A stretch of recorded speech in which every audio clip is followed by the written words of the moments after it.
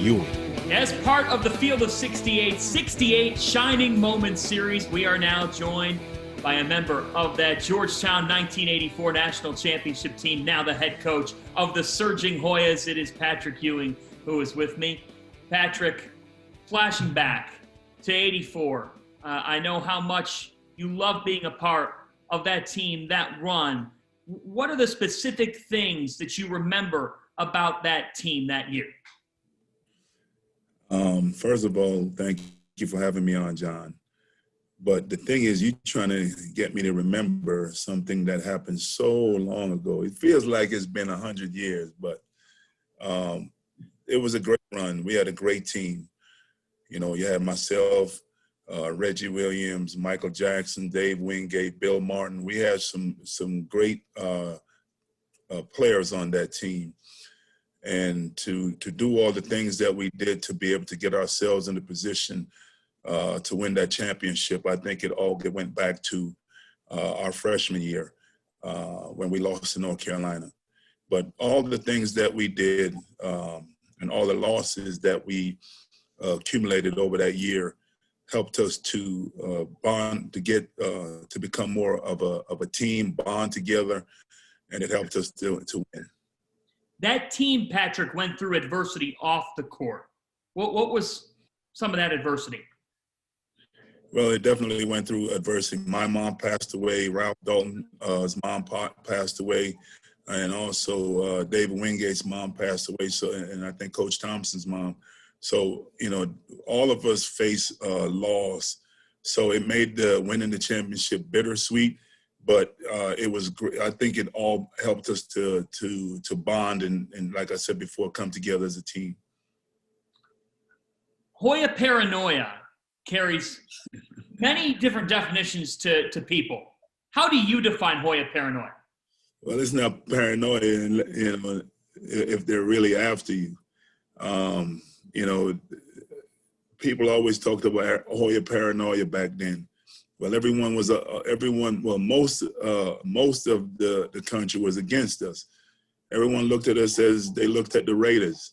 You know, we were a predominantly black team. We had a black coach who was loud and boisterous, you know, who carried himself in a manner that a lot of people did not like. So, you know, a lot of people didn't like us. So yes, Hoya paranoia did exist. You know, I remember hearing, I think Dan Patrick talked to you a little bit about this last year, of like going off that point, there was that idea that the media didn't like you. You know, I mean, did you think that the media didn't like you? Well, you know, when you look at the things that they wrote, you know, it would say that they didn't like us. You know, I think Coach Thompson took a lot of hits to protect me, because I didn't want to do a lot of the interviews the request that came out. So a lot of people didn't like that. So, you know, in a lot of ways, yes, they did not like us. Along that road, you win the Big East tournament in overtime over Syracuse. I know it's like 100 years ago to you, but how sweet was that? It was great. You know, it's always great being Syracuse. You know, being Earl and, you know, Hawkins and the rest of those guys, Raphael Edison, they, you know, Ronnie Cycli, they had a very good team as well. And it like you said, it took going into overtime to be able to beat them. Both teams were great, but we were able to get it done in overtime. Before we get back into that interview, I just have to let you guys know that, yes, it is that time of year again, folks. Conference tournaments are tipping off. Bubble teams are making their final push for a bid, while the best teams in the country are gearing up for a deep run in March. Auto bids will be punched. Slippers will be fit. And our partners at DraftKings Sportsbook, America's top-rated sportsbook app, are putting my listeners at the center of the action. If you bet $4 on an underdog in a select game this week, and that underdog wins, you win $256. Yes, that's right, $256. Here's how it works. Download the DraftKings Sportsbook app now. Use the promo code FIELD68 when you sign up.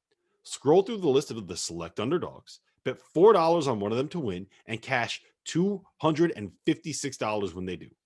There is no better way for you to put your college hoops knowledge to use than to put your money where your mouth is with DraftKings Sportsbook. It's safe, it's secure, it's reliable. You can deposit and you can withdraw your funds at your convenience. Trust me, I know, I use them. So remember, that's code FIELD68. That's FIELD68 to turn $4 into $256. It ain't going to get better than that, folks. For a limited time only, you must be 21 years or older. Restrictions apply. Go to DraftKings.com for details. Gambling problem? Call 1-800-GAMBLER. You know, this is part of our Shining Moment series. And the shining moment, Patrick, after that Syracuse game, your first game in that NCAA tournament against Southern Methodist is a 37-36 game. Like, that to me is the craziest thing, is that it was the first game as part of the journey that was the toughest game. What do you think about it? It's funny because I do remember that game like it was yesterday. Myself and John Concat going against each other. SMU had some very, very good players on that team. So it was definitely a defensive battle. And I remember Gene Smith getting fouled and going to the free throw line to shoot a one-on-one. And, you know, usually I'm in the back because we always set our press up. And I went over to Coach Thompson and said, I think I should get on the line. You know, Gene wasn't a very good free throw shooter. So if he missed, I wanted to have the opportunity to try to get the rebound. He missed, and I was able to tip it in, and we were able to go up by one, and then, you know, automatically win. So it was great. It was a great game, a low-scoring game, but we were able to do enough right things, like me telling coaches I need to be up on the free throw line to be able to tip it in. Monday, April the 2nd, 1984. That's when you beat Houston 84-75. What do you remember about that night? That was a battle. I'm going against someone who is my equal. We both were very talented. You know, we both had, you know, when you look fast forward, we both had great NBA careers.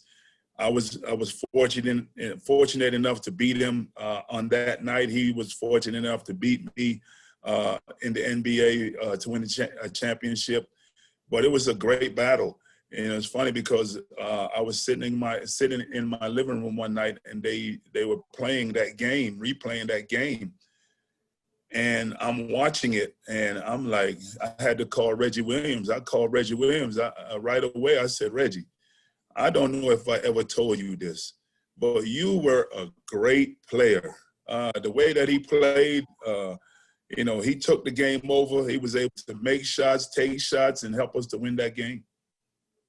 After winning that championship game, in the weeks that followed, you know, a visit to the White House, all kinds of things, anything that really sits at the top of your head, celebrity status, if you will, when you were doing your championship tour?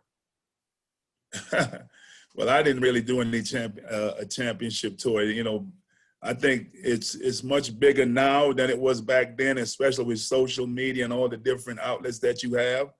I do remember going to the White House. It was great meeting President Reagan, myself and Coach Thompson, and the rest of the team. But you know, it was a different era, and they didn't celebrate it as much. When we came back on campus, we had a huge parade here on campus. All the students came out, so you know, that was our celebration. Just the students on the campus being able to go to the White House, and then just being able to celebrate it with my teammates and family. But you know, it's like I said, you know, the loss of my mom, you know, it was bittersweet. Wish she could have been there to see the fruits of her labor, all the things that she had done to put me into that position to be successful. How soon after you won the national title were you back in class? The next day. Once we got back on campus. We had to get back to class the next day because we were gone for so long, so we had to catch back up. And now you did. Patrick Ewing, Yes, sir. Thank you so much for reflecting on that remarkable run. Best of luck here as the season continues. My pleasure, John. It's always good to see you.